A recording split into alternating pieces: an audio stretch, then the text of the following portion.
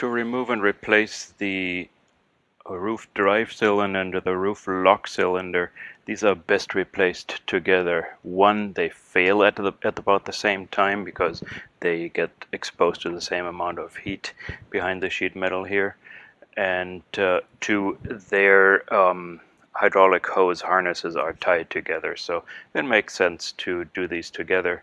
There's a bit of work involved that you probably have done already. That is, the front mounting pin for the main lift cylinder needs to be removed from inside the car. In order to do that, you have to take out the rear seat and the interior quarter panel. We've covered that in detail in our video on manually closing the top, so we can insert those details into the video after I'm done with this little speech here. And then so that'll show you how to remove the front mounting pin on the main roof drive cylinder, and it's the same left side or right side, so we'll show you on only the left side here.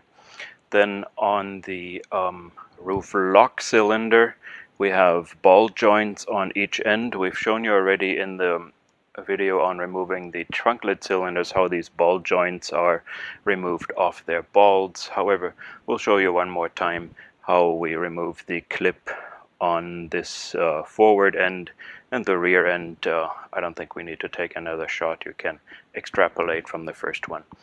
And the unfortunate part is that in order to remove the ball joint of this roof lock cylinder in the front, you actually have to have the roof down. If your top doesn't operate anymore, just follow our directions on manually lowering the top. We have a video on that.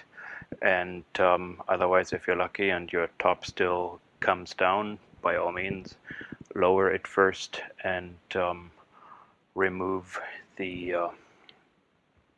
forward ball joint on the lock cylinder.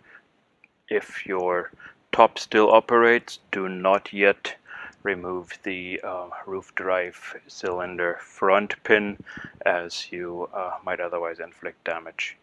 And we take it from here. So next step is we show you how to remove this ball joint in the front on the roof lock cylinder. Then we'll insert the video on access and removal of the front pin on the roof drive cylinder. And then lastly, we come back to taking the hoses off and replacing the cylinders and putting everything back in. So here's the rear seat bench once again in place, kind of. We'll show you how it's removed. First, you want to get the trim piece for the seat off. It has 4 tabs, kind of barbed tabs that hold it in place. You want to get your upholstery removal tool under the bottom part, which flexes, and after the bottom is popped out, the top will pop out easily. If you do the same on the other side and you remove 2 10mm hex head screws on the very bottom here, then you can pull up the seat bench. Now we have, for illustration, also removed the bottom anchor of the seat belt. It is a 14mm hex bolt. You don't have to do this. You can maneuver the bench around with the seat belt still looped to it, but since we've removed this, we can simply loop the seat belt through this hole. That is, get the trim piece through there, seat belt, bottom mount, everything out of the way. And now I can show you how the bottom was mounted. This is really the only hard mount of this top. It is secured by this 10mm hex head bolt. And once the bolt is out of the way, you can slide the top up, because you can slide the bench up because it is held in the rear only by these 2 roll bar tops. So lift the rear seat out, and we move on to removing the interior quarter panels next. So for removal of the interior quarter panels, there's really only two tricks that we had to figure out that took us a little while. One is a 10mm bolt hiding, 10mm hex head bolt hiding behind here, so that's accessed from the outside when the trunk lid is up. And there's another 10mm bolt hiding behind this escutcheon here, which really is the windscreen holder. So in order to get to this bolt, we have to just massage the panel removal tool around it and ultimately loosen it and pull it out. Here's the escutcheon removed, 10mm hex head bolt in here. We've taken the bolt out already. Next thing we did was loosen the rocker panel down here. That's just pulling it forward so it pulls out of its tabs, and loosen all the tabs that this interior quarter panel is stuck on. We haven't taken it out before, so here we go. We just pull and massage, and I'll show you all the tabs that are involved. Tabs that pull straight out along the front and the top, and two more tabs pulling out over here, one more here. That seems to be it, and of course the screws that we removed. And here is the right interior quarter panel removed, and obviously the left one is the same thing, just a mirror image of this. With that, we have access to remove the front pin of the main lift cylinder.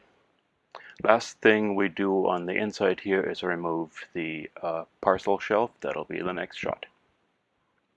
So here at the end of the screwdriver you see the retaining circlip on the front ball joint of the roof lock cylinder, and as we've shown you previously in other videos, the best way to move these clips is to walk a screwdriver under this clip, turn the screwdriver a little, and walk the clip off center on the joint. We've done that here already.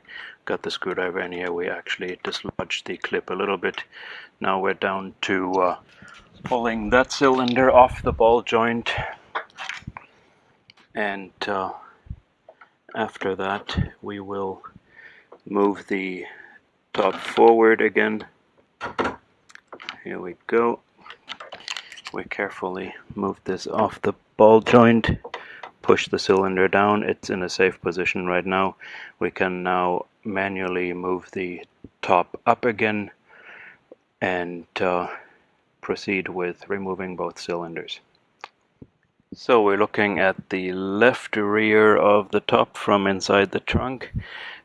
I'm holding another main lift cylinder here because I want to quickly show you how its rear mounting pin is removed. It's much like the front mounting pin. There is a clip on the outside of this pin that you have to access from out here, and it's kind of hard to show in the video, but you can get a screwdriver in there. The way I always remove these clips is by sliding a screwdriver into this U shape that opens up the clip far enough that it will slide out of the mounting pin.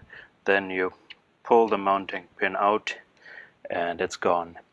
Now you also have to remove the front mounting pin, as you've seen in the video before. Let's make sure that's been removed already.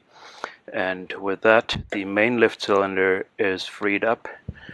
We have already removed the lock cylinder from the ball joint. Again, popped the circlip off this ball joint here and pulled the ball joint off the ball. And now you can barely see these two cylinders. If you just follow the four hoses up here, they are tied together with zip ties. We already cut some zip ties. We've cut 1, 2, 3, 4 zip ties where these harnesses were tied together, and you want to make sure that you put the zip ties back in there because they're there for a reason. And again, we've pulled the rear of the bow cylinder, of the lock cylinder, off the ball already. Now we can pull both cylinders out together at the same time. It's going to take some wiggling, and my head will be in the way of the video, so just trust me, you have to manipulate things around a little bit, and ultimately you end up pulling out both cylinders. I'll show you that shot next. So here we have both the left roof drive cylinder and roof lock cylinder as they have been pulled out together. Again, the harnesses were zip tied together here, here, and twice farther down. And we want to kind of remember where these zip ties were. We have to cut 2 more zip ties in order to get the hoses off completely. And then we take the hoses off the cylinders and put the hoses back onto the freshly rebuilt cylinders from Top Hydraulics. Better than new inside, and again, those cylinders should be good to last for 30 to 50 years if they've been rebuilt by Top Hydraulics. Our quality is unmatched, both in craftsmanship and the quality and shape of the seals we put in here. So removing the hoses from the cylinders is not very difficult. I would encourage you to watch in detail how we did this on the trunk lid cylinder, so I don't have to make this video unnecessarily long. Basically, it comes down to sliding these stainless steel clips out of the way, pull out the hose, and put the new O-ring onto the hose fitting, put the hose fitting back into the freshly rebuilt cylinder, slide on the clip again, and you're done. Then you insert everything in reverse order. Make sure that you zip tie the hoses where they were zip tied before, and you're in good shape. So you then imagine these were the freshly replaced cylinders already, like this one from Top Hydraulics. You would then reinsert and install in reverse order. And if you've done the trunk lid cylinder already, according to our other video on trunk lid cylinder removal and replacement, then you have replaced all cylinders and your top should be in tip-top shape.